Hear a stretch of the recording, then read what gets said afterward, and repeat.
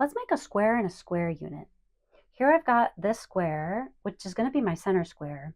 So it actually will end up being oriented this way once we complete the unit. And then I have these 4 right triangles, which were cut from squares that I cut in half diagonally. And our square and square unit will end up looking something like that. And the first step is to make some center creases going in each direction on our square. So we want to have 2 perpendicular center creases. So one going in each direction. This is going to help us line up or make sure our triangles are centered properly when we go to add them to each edge of the square here. So let's start on this right side. I'm going to add this this triangle to this edge of the square.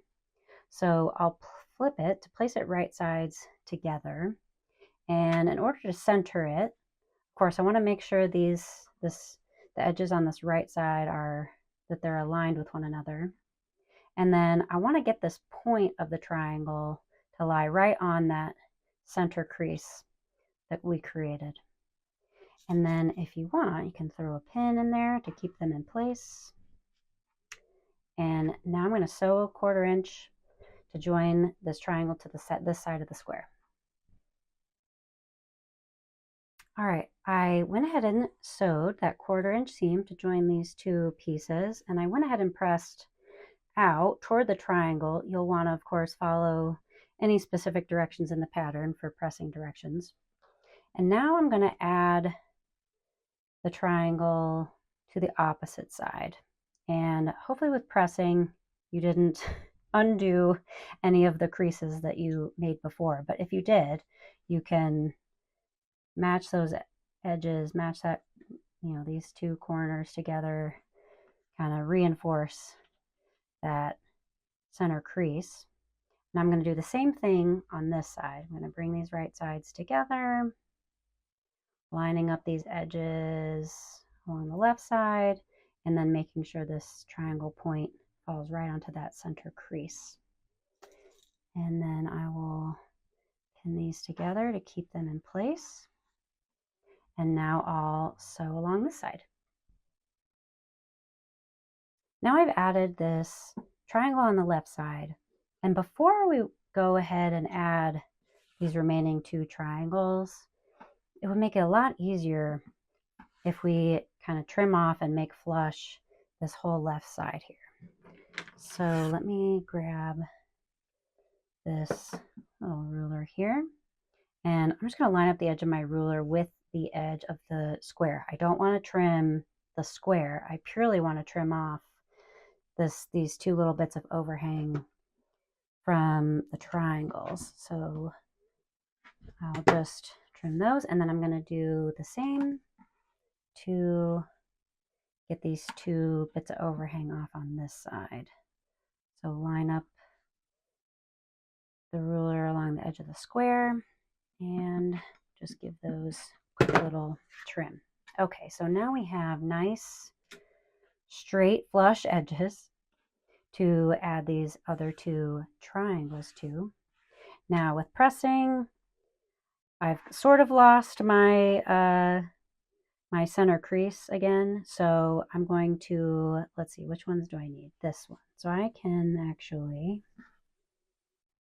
I'm going to match up the seams here and get that center crease back. Okay. Now I'll do this top triangle and I'll flip it right sides together. And I'll go ahead and sew that seam to join these pieces together.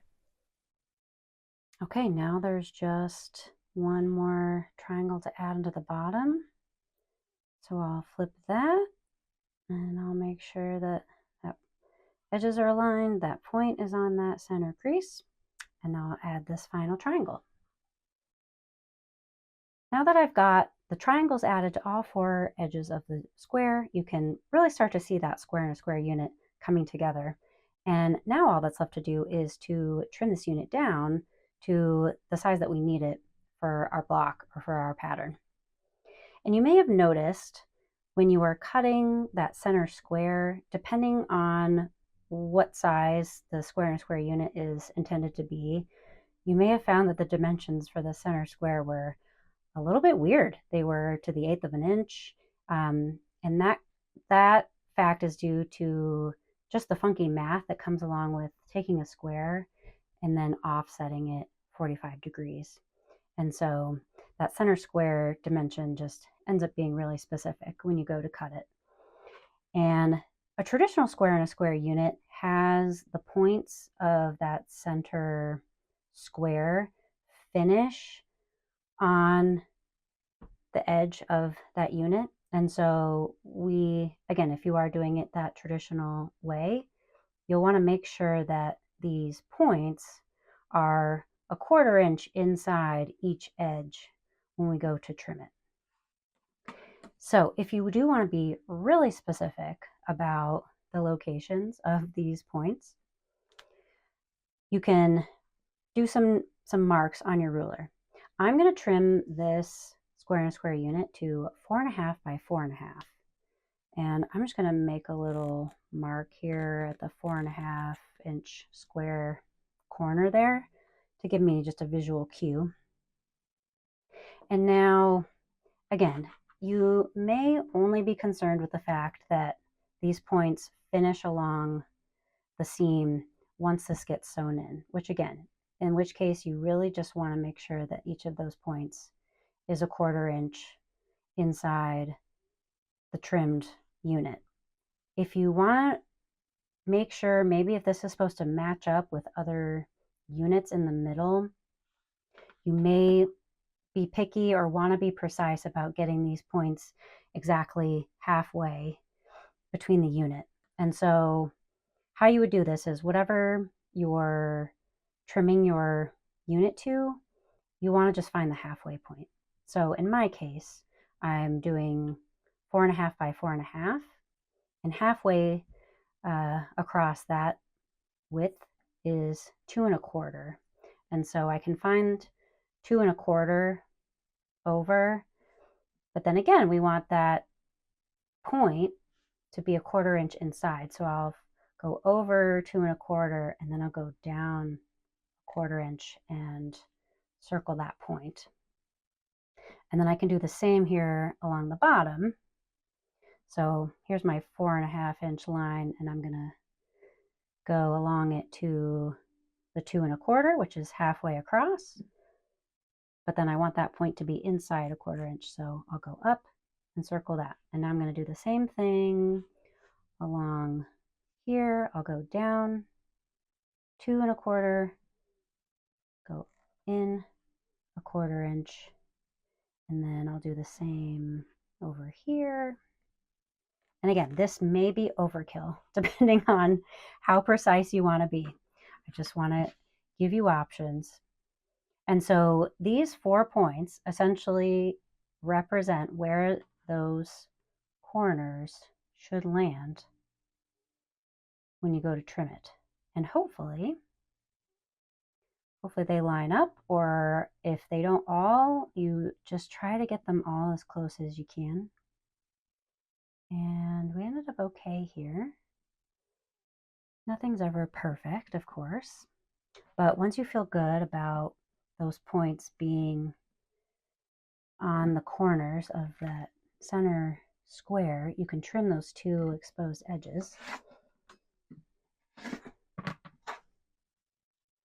Okay, and whoops. Now I'll rotate this 180 degrees and I'll line up these 2 trimmed edges with those dimensions that I'm trimming this down to, which in my case are 4.5 by 4.5. And depending on how good our first set of trims were, you should find that your points line up pretty close to where those corners of the square are. It may take a little bit of nudging. but that seems pretty good. I've got my edges lined up and those points are not too bad, if I do say so myself. And now I can trim these remaining 2 edges. All right, and there is your trimmed square and a square.